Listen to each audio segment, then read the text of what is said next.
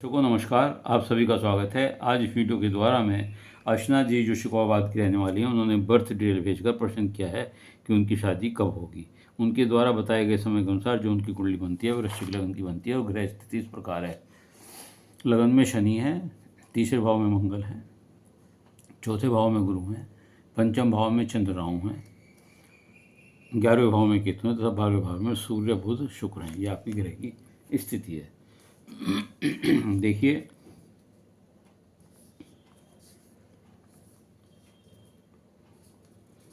आपका जन्म वृश्चिक लगन में तथा उत्तरा भाद्रपद नक्षत्र के प्रथम चरण में हुआ है।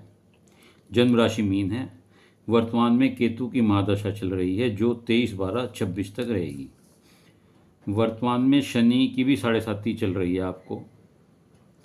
कुंडली में कालसर्प योग भी है, राहु केतु भी सारे ग्रह हैं, कालसर्प योग भी है और चंद्र राहु के कारण ये ग्रहण दोष भी बना रहा है, मातृ पितृ दोष भी बना रहा है। सूर्य 12वें भाव में नीच के बैठे हुए हैं, मंगल उच्च के बैठे हुए हैं यहाँ पर, शुक्र स्वग्रही हैं तथा शनि व मंगल आपस में, शनि और मंगल का आपस में ग्रह परिवर्तन योग है। ये आपकी कुंडली की स्थिति है। प्रश्न आपका ये है कि विवाह कब होगा, शादी कब होगी। कुंडली में एक तो कालसर्प योग है जो 42 वर्ष तक अपने प्रभाव में रखता है। 42 साल के बाद अपने प्रभाव से जातक को मुक्त करता है। तो शादी निश्चित तौर से 42 वर्ष तक विलंब का आता है ये। इसके अलावा आप कालसर्प की पूजा भी करा दें। चंद्र राहु जो ग्रहण दोष बना रहा है और पंचम भाव में शिव इसके चंद्रमा और राहु के साथ बैठा हुआ है, तो आप शिव जी पर जल और दूध का अभिषेक कराएं और अमावस्या को घी का दीपक जलाएं।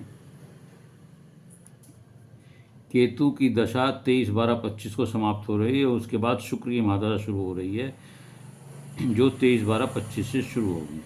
तो जब शुक्र की महादशा शुरू होगी, आपके हम शादी का प्रश्न है तो शादी का प्रश्न सप्तम भाव से देखते हैं। इसका स्वामी शुक्र है और वो स्वग्रही होकर 12वें भाव में बैठा हुआ है और इसी की दशा होगी। जब इसकी दशा होगी तो आपका विवाह का योग बनता है।